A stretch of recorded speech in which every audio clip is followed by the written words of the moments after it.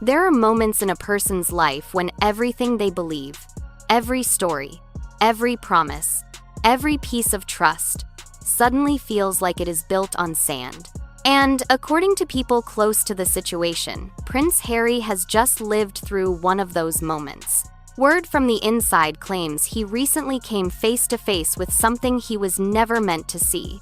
Images and details that tie Meghan not just to a yacht from her past, but to Prince Andrew himself. The revelation did not come gently. It did not arrive with explanations. It hit him like a sudden drop, the kind that makes your heart grab your throat. Those who witnessed his reaction say Harry went still, absolutely frozen, because the one thing he believed with his whole heart was that Meghan came into his world clean, untouched by royal circles, untouched by scandals, untouched by the shadows that follow certain members of his family. But what he saw suggested something very different, and it was only the beginning. Once the images were shown, more details followed. And this is where the ground under Harry's feet truly gave way. People close to Andrew, individuals who have known him for years, insist Andrew remembers Meghan clearly, not as a stranger, not as a random guest, but as someone he interacted with, someone who had access, someone who moved in social circles far closer to royalty than Harry ever realized. According to these sources, Meghan's confidence in royal spaces suddenly made sense to them. They say she did not act like an outsider walking into the monarchy for the first time. She carried herself like someone who had been there before, someone who already knew the rhythm, the tone, the power dynamics.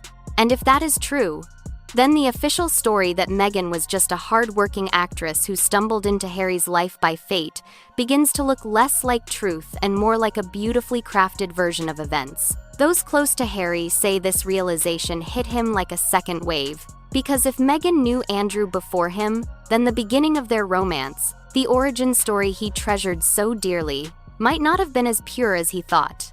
When the yacht photos first circulated quietly behind palace walls, there was no panic, no shouting, no emergency meetings. Instead, there was something far more telling: silence. People close to the royal machinery say the images were reviewed by individuals who understood exactly what they were looking at.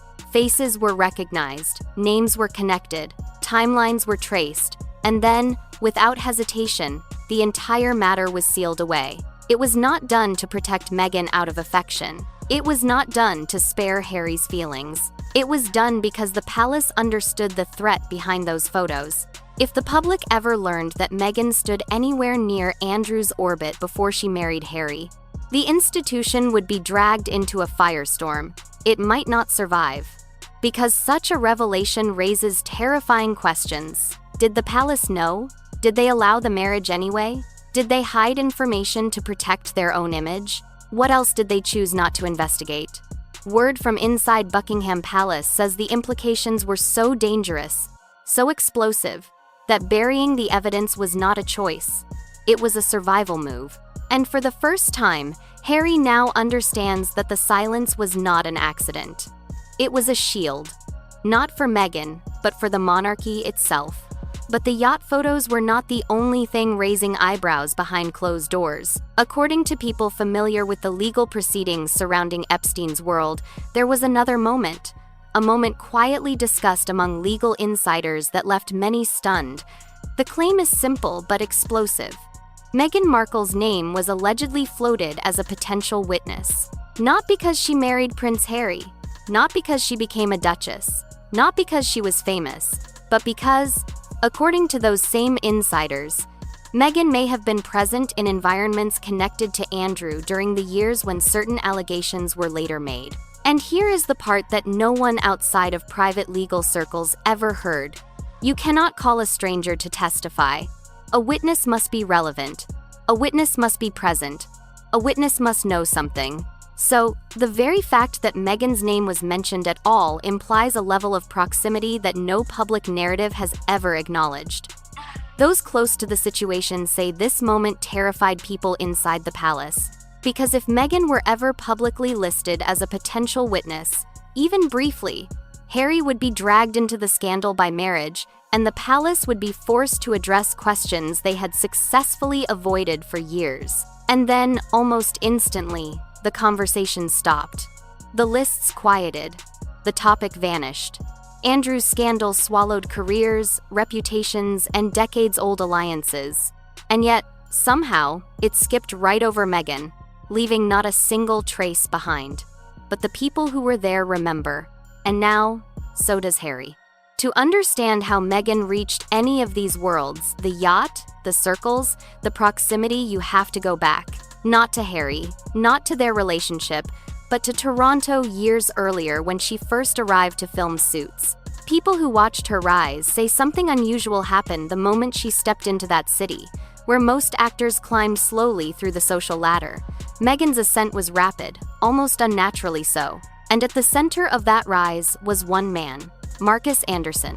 Word from the inside describes Marcus as a fixer, a connector, a gatekeeper to high society, a man who opened doors that ordinary people never even see. Through him, Meghan was introduced to Jessica Mulroney, powerful business families, wealthy socialites, members-only clubs like Soho House, London elites, and aristocratic networks. People who observed this period say Meghan was not wandering into these circles by accident.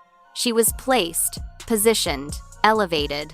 And it is through these same networks, the private clubs, the parties, the wealthy families that Meghan allegedly became familiar with individuals who hovered around Andrew's world long before Harry himself ever appeared.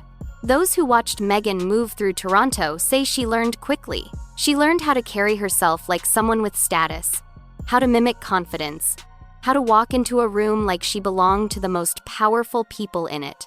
And according to sources close to those elite networks, this was the moment Meghan began believing she could go higher. Not just into influence, not just into wealth, but into royalty itself. Toronto was not her beginning. Toronto was her launchpad.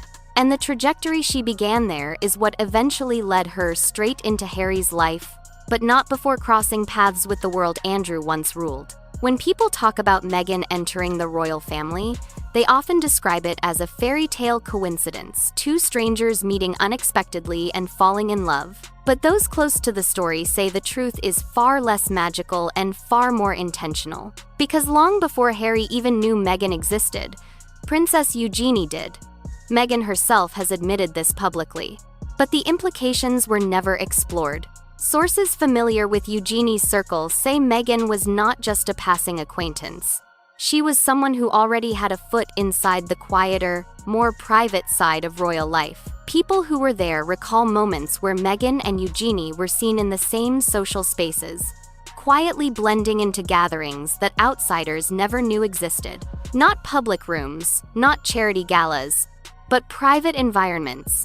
Places where only those already trusted could move freely. And if Eugenie knew Meghan before Harry, then the setup of their introduction looks very different. Not fate, not luck, but access. According to insiders, Eugenie unintentionally became the bridge between Meghan and the royal world. A bridge that allowed Meghan to pass from Toronto's elite nightlife into the protected corridors of royal bloodlines. This was not a leap, it was a step. A continuation of a journey she had already begun. If Eugenie opened the door, Sarah Ferguson Fergie tried to close it. Sources close to Fergie say she recognized something the moment she crossed paths with Meghan. Not danger, not scandal, but ambition. Fergie knew that kind of ambition well. She had lived inside the royal machine herself, and she understood what happens when someone who wants more walks into a structure built on hierarchy and control. Word from people familiar with her thinking claim Fergie quietly monitored Meghan early on, not because of acting fame, not because of nationality, but because she suspected Meghan's presence around Andrew might not have been accidental. And here's where the story sharpens. Those same sources alleged that Meghan may have first directed her attention toward Andrew, not romantically, but strategically someone older, deeply connected, and powerful in his own right before the Epstein scandal shattered his world. But Fergie was territorial. She knew titles. She knew risk. She knew exactly what another ambitious woman could mean for her position and for her family. According to insiders, Fergie positioned herself between Meghan and Andrew, limiting interactions, restricting proximity, and making it clear that Meghan would not be allowed to get too close to the Duke's inner circle. And that blockage, that quiet closing of one door, may have shifted Meghan's path. Because if Andrew was unreachable, there was someone else who was not. Someone younger, someone more vulnerable, someone hungry for a genuine connection. Harry. As the years unfolded, the public was fed a clean, polished version of events, a modern love story, a Hollywood star meeting a lonely prince, a whirlwind romance, a fairy tale wedding. But behind that carefully crafted picture stand three people who allegedly know the parts that were never included. 1. Prince Andrew, pushed out of public life, silenced by scandal, holding memories and interactions that contradict the official narrative. 2. Sarah Ferguson, someone who allegedly saw Meghan's ambition early and acted to keep her from getting too close. 3. Princess Eugenie, the friend who unknowingly connected Meghan to the royal heart before Harry even understood what was happening.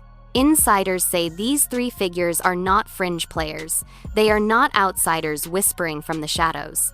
They were physically present in rooms where Meghan stood years before Harry ever arrived. They hold the missing pieces, the dates, the faces, the locations that would shift the entire story if they ever came to light. And here is the part causing the greatest concern inside the palace. None of them have anything left to lose. That makes them dangerous, because people with nothing left to lose often become people willing to speak. Every royal scandal in history follows a pattern.